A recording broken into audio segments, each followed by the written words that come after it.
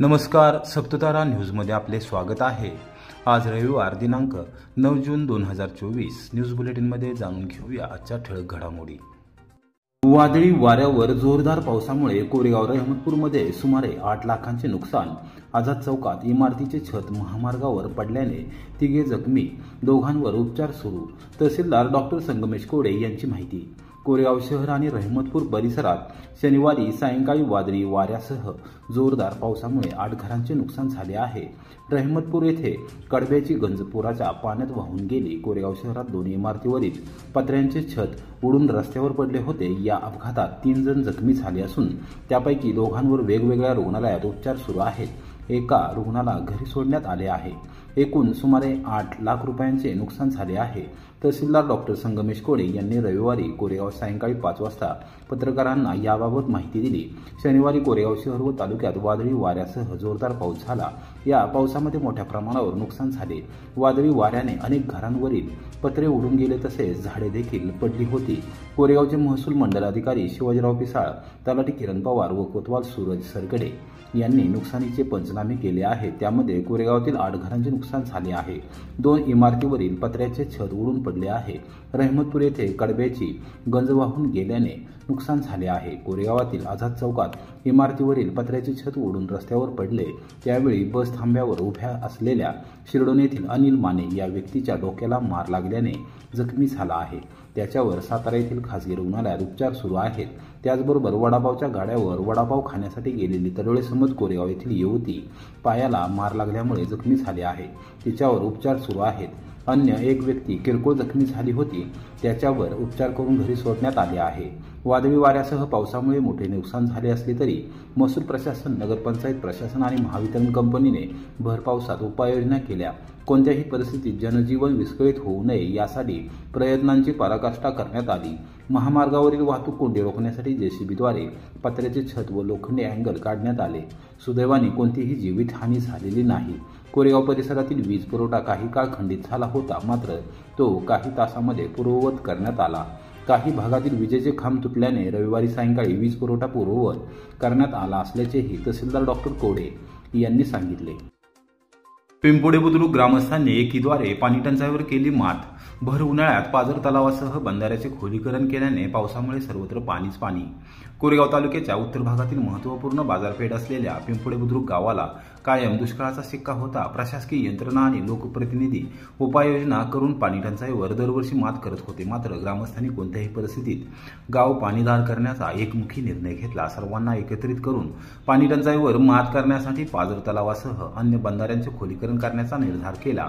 सासवड येथील ग्राम गौरव प्रतिष्ठानने चांगली साथ दिली। त्याचबरोबर विविध उद्योग समूह, संस्था व ग्रामविकास क्षेत्रात कार्यरत असलेल्या कार्यकर्त्यांनी साथ दिल्याने पहिल्याच पावसात गावाचा पाणीदार झाले आहे। पिंपोडे बुद्रुक येथील पाझर तलाव ते दहिगावच्या हद्दीपर्यंत 21 छोटे मोठे बंधारे असून ते गाळमुक्त करत त्याचे खोलीकरण करण्यात आले। लोकनियुक्त सरपंच सौ दीपिका सागर लेंभे, उपसरपंच रणजित लेंभे, डॉक्टर सागर लेंभे, ग्रामपंचायतीचे सर्व सदस्य सागर लेंभे, दीपकराव पिसाळ, चेअरमन सुरेशराव निकम व त्यांच्या सहकाऱ्यांनी ग्रामगौरव प्रतिष्ठानच्या हातात हात घालून दुष्काळमुक्तीचा नारा दिला आणि तो प्रत्यक्षात आणला। उन्हाळ्यात भरउन्हात खोलीकरणाचे काम अहोरात्र सुरू ठेवले आणि पहिल्याच पावसात आता सर्व बंधारे ओव्हरफ्लो झाले असून पाझर तलावामध्ये 35% पाणीसाठा झाला आहे। ज्या उद्योग समूह आणि उद्योगांनी या उपक्रमामध्ये योगदान दिले त्यांच्या पदाधिकाऱ्यांनी रविवारी दुपारी 4 वाजण्याच्या सुमारास प्रत्यक्ष पाहणी करत ग्रामस्थांचे अभिनंदन केले। प्रतिष्ठानचे प्रवर्तक योगेश चव्हाण, बोरावके साहेब, सूर्यकांत निकम, दीपकराव पिसाळ, संभाजीराव निकम, प्रवीण तात्या निकम, विलास नाना लेंभे, रमेश काका किसनदेव लेंभे, बाजीराव लेंभे, ग्रामपंचायत सदस्य राजेंद्र गारडी, भरत निकम, भुजंग भाऊ, नितीन मदने यांच्यासह असंख्य पदाधिकारी व कार्यकर्ते यावेळी उपस्थित होते। ग्रामस्थ जर एकत्रित आले, पक्ष व संघटना मनभेद आणि मतभेद विसरून चांगले काम करू शकतात, हे पाणी टंचाईवर मात केल्यानंतर समजून आले आहे। भविष्यकाळात पिंपोडे बुद्रुक हे गाव पाणीदार गाव म्हणून ओळखले जाईल असा विश्वास योगेश चव्हाण यांनी व्यक्त केला। नियुक्त सरपंच ग्रामपंचायत पिंपोडे बुद्रुक व ग्राम गौरव समिती सासवड यांच्या वतीनं अलौकिक असं काम झालेलं आहे। म्हणजे आमचं काट्याचं जो पाझर तलाव जवळपास सरपंचांनी सांगितल्याप्रमाणे 17 ते 18 बारके छोटे मोठे डॅम आहेत। एका रात्रीमध्ये सगळं डॅम पूर्ण भरले आणि आतापर्यंत इतक्या चांगल्या पद्धतीचं काम कधीच झालेलं नाही. पाणी फाउंडेशनचं काही प्रमाणात काम झालं होतं. तर या भागातले सर्व शेतकरी इतके खुश आहेत आणि इतके आनंदी आहेत की त्याबद्दल तुमचं आणि ग्रामपंचायतीचं पूर्णपणे तुम्हाला या कामानिमित्त तुम्हाला धन्यवाद देण्यात येत आहे.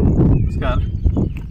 आज या ठिकाणी ग्राम गौरव प्रतिष्ठान सासवड, ग्रामपंचायत व ग्रामस्थ पिंपोडे बुद्रुक यांच्या सहकार्याने अतिशय सुंदर असं काट्याच्या डॅम ते जायगाव हातीपर्यंतचे जवळजवळ 17 ते 18 डॅमचा पण गाळ काढण्याचं, खोलीकरण करण्याचं व पूर्ण आजूबाजूची झाडं आहेत ती क्लीन करून हे साधारण 1 महिनाभर काम आपण ग्रामगौरव प्रतिष्ठानच्या माध्यमातून पूर्ण केलं.